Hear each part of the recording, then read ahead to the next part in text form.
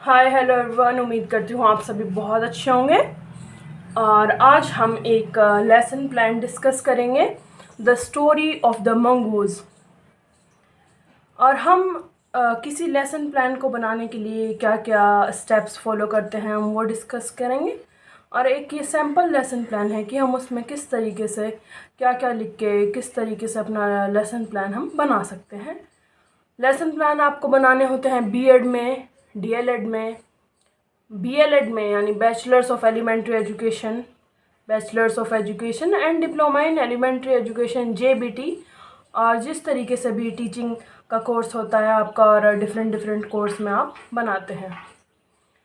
तो सबसे पहले हम लिखेंगे, ये सब फॉर्मेलिटीज़ है जो आप फिल कर लेंगे कि आपने कौन सा सब्जेक्ट पढ़ा है। जैसे कि इंग्लिश है, डेट आपने कौन सी डेट में पढ़ाया है आप वो लिखेंगे यहाँ पे।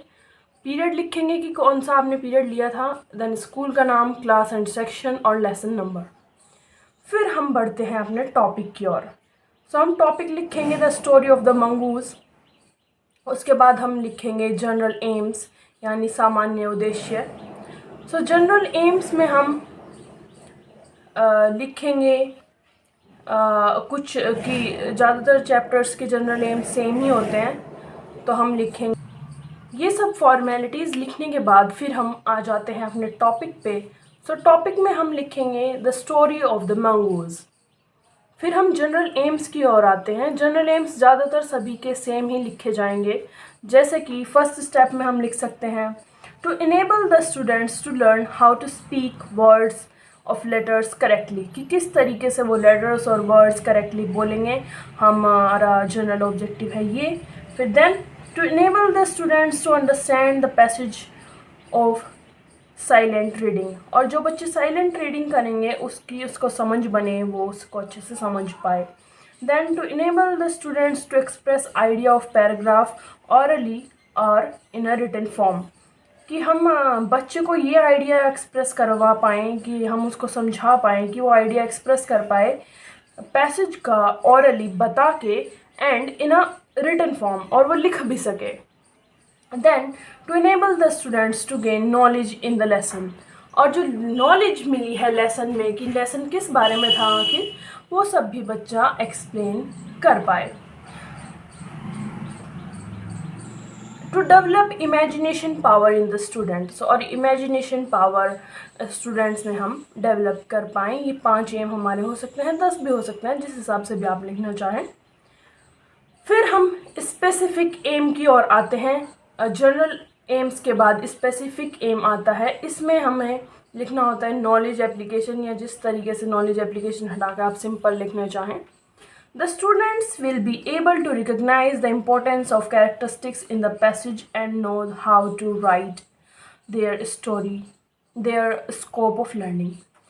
बच्चे समझ पाएँ, रिकग्नाइज कर पाएँ कैरेक्टरिस्टिक्स जो हैं पोएम के। जैसे कि मंगूज़ वाली स्टोरीज़ है, मंगू वाली स्टोरी है तो इसमें स्नेक है और मंगूज़ है, कि उनके क्या क्या कैरेक्टरिस्टिक्स थे और उसको अच्छे से वो समझ पाएँ। देन हम बात करते हैं एप्लीकेशन की। So the application will be able to apply the student characteristics वगैरह कैसे बना सकते हैं, और क्या कैरेक्टरिस्टिक्स हैं वो सब हम लिखेंगे। फिर हम प्रीवियस नॉलेज की ओर जाएंगे। प्रीवियस नॉलेज हम लिख सकते हैं student may have some previous knowledge about the story of mongoose, या फिर हम अगर नहीं है तो हम लिख सकते हैं नो प्रीवियस नॉलेज। इस तरीके से हम लिख सकते हैं। टीचिंग एड्स काफ़ी इम्पॉर्टेंट होता है लेसन प्लान में, कि हम कौन कौन से टीचिंग एड्स का यूज़ करेंगे। जैसे कि हम कर सकते हैं charts, pointer, flash card, black board.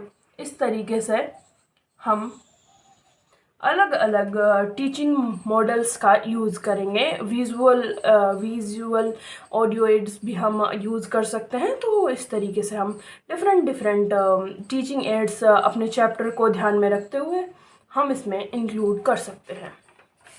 Then हम आएंगे इंट्रोडक्टरी क्वेश्चंस की ओर।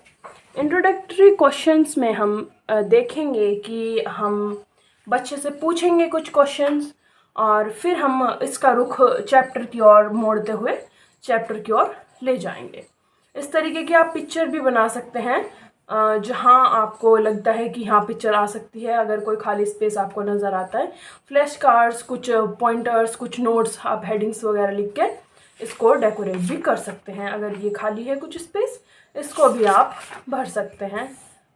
और वो आपकी हैंड राइटिंग के ऊपर भी डिपेंड करता है कि आप थोड़ा बड़ा लिखते हैं या आप थोड़ा छोटा लिखते हैं। सो अब हम आते हैं इंट्रोडक्टरी क्वेश्चंस की ओर। Tell me some synonyms of. बच्चे से पूछेंगे कि इसके समान वर्ड्स, समान शब्द क्या हैं।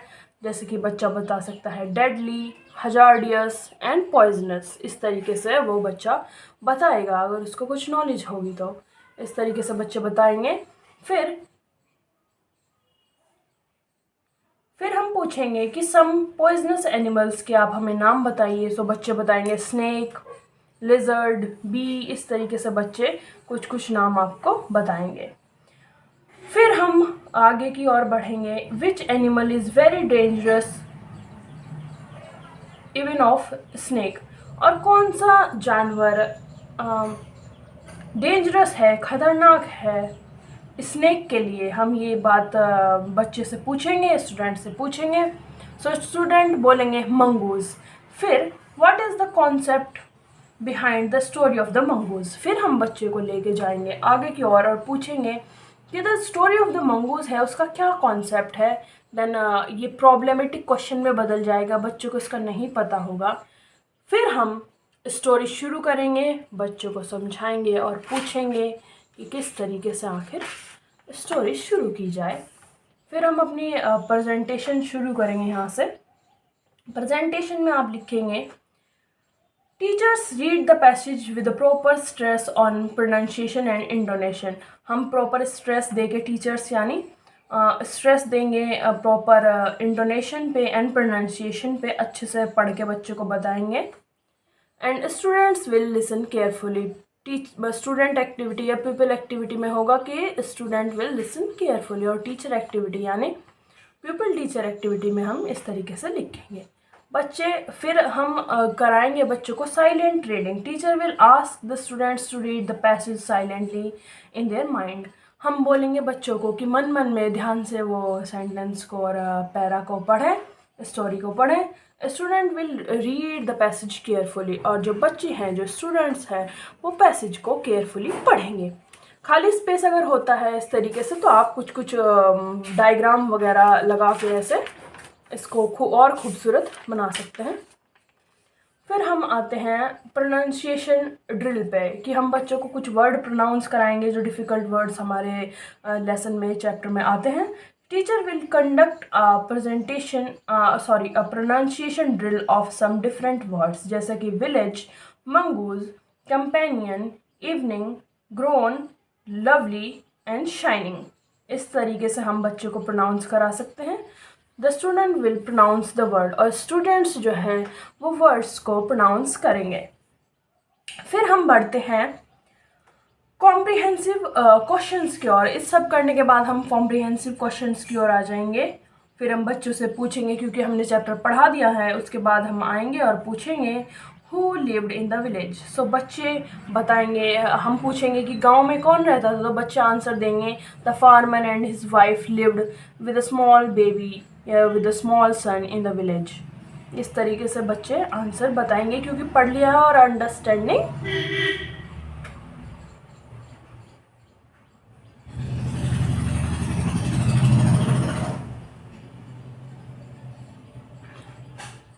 क्योंकि बच्चे ने पढ़ लिया है और अंडरस्टैंडिंग अच्छे से हो गई है। फिर who said we must have a pet. हम क्वेश्चन बच्चे से पूछेंगे कि किसने कहा कि we must have a pet. So ये बात किसने कही थी, जब हम स्टोरी पढ़ लेंगे तो बच्चों को भी पता होगा कि स्टोरी में कहा था द फार्मर। फार्मर ने कहा था कि वी मस्ट हैव अ पेट। फिर हम बढ़ जाते हैं इमिटेशन रीडिंग की ओर। सो इमिटेशन रीडिंग की ओर हम बढ़ेंगे। Teacher will ask the students one by one two read the passage carefully. हम बच्चों से कहेंगे, टीचर्स कहेंगे कि आप एक एक लेसन, आप एक एक पैरा ध्यान से पढ़ें। Student will read the passage. बच्चे पैसेज पढ़ेंगे, बच्चों को समझाएंगे। और कंपेनियन का मीनिंग हम बच्चों को बताएंगे, इसकी जगह आप वर्ड मीनिंग भी इधर लिख सकते हैं।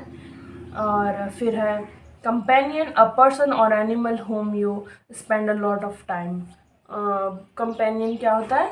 जो हमारा संगी साथी है, जो हमारा दोस्त है, उसको हम कंपेनियन कहते हैं। बच्चों को इस तरीके से हम समझाएंगे कि जो आपका दोस्त है, उस तरीके से। A synonym of companion is friend, तो बच्चे बताएंगे कि सिनोनिम ऑफ कंपेनियन फ्रेंड है। हम बच्चों को भी इनकरेज करेंगे इसमें बताने के लिए कि आप भी कुछ बताएं, कुछ ऐड कराएं। इस तरीके से हमारा लेसन प्लान कंप्लीट हो जाता है। हम देखते हैं कि इस तरीके से हमारा लेसन प्लान कंप्लीट होता है। General aims, specific aim, previous knowledge, teaching aids के बाद हम सीधा प्रेजेंटेशन शुरू करते हैं। इंट्रोडक्टरी क्वेश्चंस पूछते हैं, प्रेजेंटेशन बनाते हैं, साइलेंट रीडिंग करवाते हैं, pronunciation drill, comprehensive question, and then एक पॉइंट इस तरीके से हम इमिटेशन रीडिंग या इमिटेट रीडिंग कराते हुए हम चैप्टर को समाप्त करते हैं, चैप्टर को क्लोज करते हैं और बच्चों को समझाते हैं। उम्मीद करती हूँ ये लेसन प्लान आपको काफ़ी पसंद आया होगा। आप इससे कुछ लाभ, उम्मीद करती हूँ आप इससे कुछ फ़ायदा, कुछ लाभ उठा पाएंगे।